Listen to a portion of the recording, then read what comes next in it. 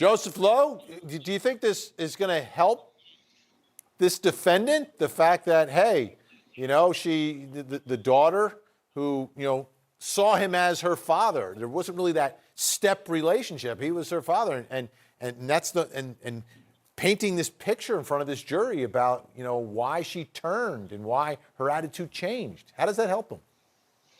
Well, in that moment, it really didn't. But I think I can share with you what he was trying to do. If you'd seen the direct examination, that's the part of the trial where the prosecutor is asking that same witness a bunch of questions. That's how the witness started out. If you saw that witness's demeanor, that means the way she was acting, the facial expressions, the way her tone of voice sounded, and the almost choreographed and pathetically timed well cry jobs that was started in the beginning, put in the middle, and it definitely ended with on the last question. It made the defense lawyer feel like, I want to show that this is a setup, or that she is, if you will, pandering. And so the question was designed to show, if you really felt the way you portrayed while on direct exam earlier, then why didn't you say something about it far sooner than you did? That way he could argue in his closing argument, oh, this is her making it up, exaggerating. It's the prosecutor trying to, overextend the witness and use sympathy as a way to try and persuade or get the jury to ingratiate. That's the whole point that you could tell he was trying to make. Problem is, it just didn't turn out very well, did it? Anna, you're nodding your head in agreement as to what the purpose was. Do you think he pulled it off? I don't think so. You know, cross-examination, it's so dangerous because if you're asking a question that you don't know the answer to, you're stepping in front of some landmines. And I think he stepped in a landmine here, Vinny. I mean, that answer was horrible for the defense. And like you said, he was coming out on cross-examination. You know, when you're cross-examining a witness, you want to keep it tight. You want to make sure that you're controlling the witness and that you're essentially getting the witness to say yes or no. But by letting her expound like that and letting her talk about when, and basically saying, well, it was your client who started talking about his past love and how he would never have married my mom. I mean, that stuff is stuff that the jury, you don't want the jury to hear that if you're the defense attorney. So I think that he took a chance. And as Joseph was saying, and as Quentin was saying, yeah, he took a chance in terms of trying to make that argument, but I think it backfired just watching that footage. All right, let's take a listen to a little more of the testimony from Marsha Lawrence. Again, this is the victim's daughter, Victoria's daughter, talking about another incident where Victoria, the mother, was unresponsive and she had come over to the house, and it's really kind of like a bizarre situation and picture that she paints.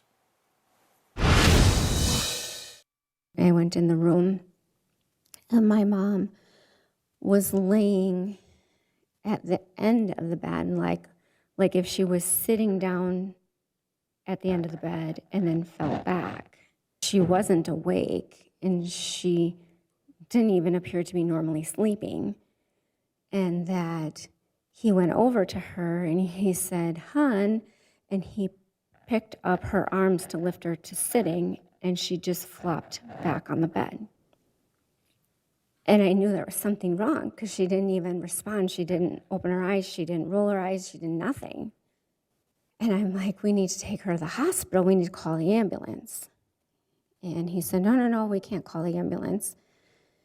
And I'm like, why? I'm like, put her in my truck. I can get her to the hospital faster than taking an ambulance. And he said, no, this is what happened when she was in the hospital, when she had a reaction to her medicine. I'm sure that's what this is. All right, a seeming lack of concern for her well-being there, Joseph. Yes, well, this testimony was fraught with many examples of that. And I wanted to point out as to one possible reason why. What you don't know yet from the clips we've seen is that this woman was a chain smoker, literally had 2 cigarettes going at all time, one almost done, one just starting. In addition, she was in very poor physical health, to include that she was wearing a colostomy bag, difficulty walking around on her own, had a cane. In addition to that, she was a very depressive personality, had tried to kill herself many times over through the years, and was diagnosed with multiple personality disorder. That means that one day she's Teresa, the next day she's Virginia, and then you get everything in between. So if the prosecutor's smart, they're going to argue that he couldn't stand living with her another single day. And when he found out that the love of his life was now available just 2 weeks before her disappearance, well, kind of clear what's really going on here. But you don't get any of that. You don't really see that through this part of the testimony. You know, Quentin, the other part of this testimony, I think that could help prosecutors, because I think the defense is kind of saying, hey, listen, you know, she could have killed herself, and you know, she had stated in the past that if I kill myself, you're never gonna find me. Right. But the physical state that she's in, is she even capable of walking away and doing that? No, I agree with what Mr. Lowe said. Like, you have a very, very severely limited in their physical activities person who's a victim here, and to be able to do that would require probably more physical abilities than they had. Like, in other words, could she go out and kill herself to where you'd never be able to find her? I think that'd be really difficult when you're having difficulty walking and you're being assisted with a cane. And so at a certain point, you have to think that she didn't do it. So obviously somebody else did. And his stories have not been adding up for so long that it's likely that he knows more than he's telling. If he didn't do it, he knows what happened. All right, Now, folks. Judge, she could have leaned into a wood chipper or a vat of acid or something. That don't take much. Yeah, because of course she's always walking around out there near those things, and then might get slightly tripped up. She might get slightly tripped up, but how did she get out there to begin with?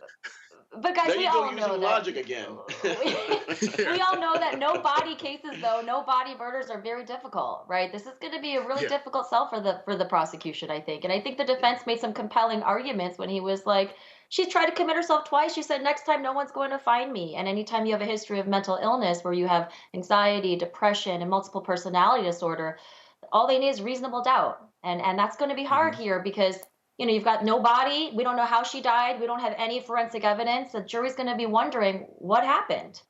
We shall see.